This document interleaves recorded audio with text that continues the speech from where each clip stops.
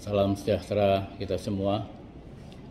Perlu kami sampaikan kepada Bapak Ibu sekalian, hari ini kami dari profesi dokter hewan merasa bahagia karena di sini sudah menunjukkan bahwa pemerintah hadir di dalam kasus PMK ini. Kalau dikatakan terlambat, ya mungkin terlambat, tetapi daripada tidak lebih baik. Alhamdulillah, itu satu yang kami bisa sampaikan. Yang kedua,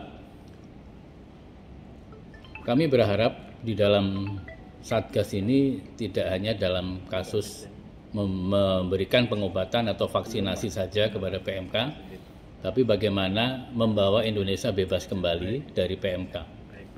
Dan kami yakin ini memang tidak mudah dan tidak gampang, karena sejarah menunjukkan PMK itu kita bebaskan dari Indonesia memerlukan waktu hampir 30 tahun dan memerlukan dana yang tidak sedikit. Oleh karena itu, dengan adanya kesatuan kita bersama-sama dan arahan dari Bapak Presiden, insya Allah PMK ini kami targetkan paling lama 5 tahun harus sudah bebas dari Indonesia. Harapan kami itu. Kemudian yang berkaitan dengan program vaksinasi, kami memberikan dukungan kepada Dirjen PKH bila vaksinasi ini akan dilakukan pada wilayah-wilayah yang memang sudah terdampak, karena di sini untuk menghindari jumlah ternak yang mati. Kami setiap hari menerima video ternak meninggal mati dan didampingi oleh pemiliknya yang menangis. Oleh karena itu, satu, daerah yang merah memang bisa dijadikan sebuah prioritas. Namun tidak menutup kemungkinan daerah-daerah hijau ini jangan dilupakan, karena daerah hijau ini merupakan daerah ancaman. Ya.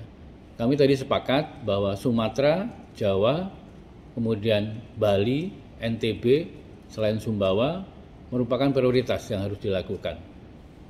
Kemudian yang kedua, kami mengingatkan bahwa ada ancaman juga terhadap hewan-hewan yang bukan sapi, domba, dan kambing, dan babi, namun adalah satwa liar.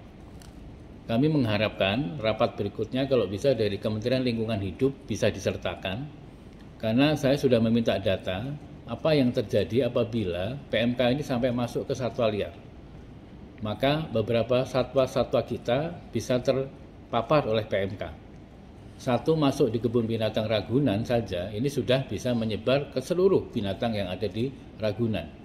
Oleh karena itu, saya juga berharap bahwa program vaksinasi perlu juga diarahkan kepada konservasi-konservasi yang ada di Indonesia. Itu harapan kami.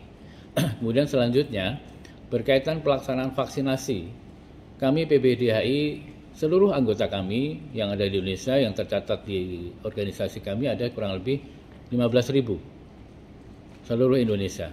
Dan kami bisa mapping wilayah yang merah itu berapa jumlah dokternya, nanti bisa kami sampaikan kepada Satgas bahwa ini merupakan tenaga yang siap untuk digunakan.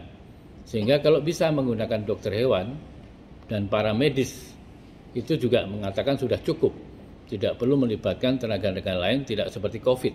Karena jumlah ternak kita pun totalnya di Indonesia ini tidak lebih dari 20 juta di luar kambing dan domba. Oleh karena itu, saya menyatakan siap anggota kami untuk mendukung program vaksinasi ini. Kemudian selanjutnya, berkaitan dengan pergerakan ternak. Kita ingat bahwa setiap kali kita mau bergerak pada saat COVID, harus menunjukkan bahwa kita bebas daripada COVID. Kita juga bisa menggunakan yang namanya rapid test. Kita ada rapid test PMK yang bisa memberikan data pada saat sapi itu akan bergerak. Nah, tolong ini juga bisa dimasukkan dalam sebuah anggaran. Memang Indonesia belum punya, tapi kita juga bisa membeli dari negara-negara lain yang menyediakan rapid test.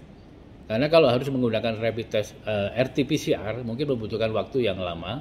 Kalau menggunakan rapid test sama, hanya menggunakan air liurnya, kemudian kita teteskan sama persis pada waktu kita melakukan pengetesan COVID. Jadi silakan ini dipertimbangkan sehingga memudahkan deteksi awal daripada sapi-sapi yang akan bergerak. Kemudian yang terakhir yang ingin kami sampaikan bahwa kami PBBDHI di seluruh Indonesia telah melakukan juga memberikan bantuan kepada para peternak-peternak di Indonesia. Karena kita menyadari yang namanya PMK itu, Bapak Ibu sekalian, itu virus. Di mana virus itu menurut standar ilmiahnya tidak mungkin diobati. Yang bisa memberikan kekebalan tubuh adalah hanya dengan vaksinasi. Sehingga saya setuju hewan-hewan yang sudah positif tidak perlu divaksin. Karena mereka pasti mempunyai antibodi. Yang terakhir, Bapak Ibu sekalian, kita harus benar-benar memilih vaksin yang tepat. Ya. Kita punya stereotipnya itu O di Indonesia, menurut data dari pemerintah. Oleh karena itu, sebaiknya vaksin ini benar-benar yang kita gunakan pun juga stereotip O. Jangan menggunakan yang bivalen, karena bivalen ini mengandung virus yang lain. Sehingga artinya, bila itu stereotipnya itu bivalen adalah O dan bisa nambah dengan A. Oleh karena itu, sedapat mungkin kami menyarankan kepada pemerintah, sebenarnya kita bisa menyontoh pada saat kita kena COVID, yaitu Bio Farma membeli bahan istilahnya vaksin curah lah. Kalau di minyak goreng curah. Ini juga bisa dilakukan dan ini menjadikan produksi dalam negeri, yaitu bisa digunakan Pusvetma atau menggunakan pabrik-pabrik vaksin yang ada di Indonesia yang fungsinya hanya melakukan repacking. Nah, untuk mendapatkan 29 juta tadi memang 56 juta tidak mudah. Tapi kalau kita membeli bulk itu lebih mudah. Karena di sini hanya sekedar refilling, mengisi. Dan stereotipnya pun akan menjadi tepat hanya stereotip O. Ini tolong menjadi pertimbangan Bapak Ibu sekalian. Jadi jangan sampai kita menunggu impor, kita mendukung apa yang disampaikan Pak Presiden. Kalau bisa sedikit mungkin kita produksi sendiri. Nah, kita punya kemampuan itu sementara dan secara biaya jauh lebih murah daripada kita beli barang jadi. Ini masukan saya kepada Kementerian Pertanian agar ini menjadi dipertimbangkan. Itu saja harapan kami, Pak Prof. Wiku. Terima kasih. Assalamualaikum warahmatullahi wabarakatuh.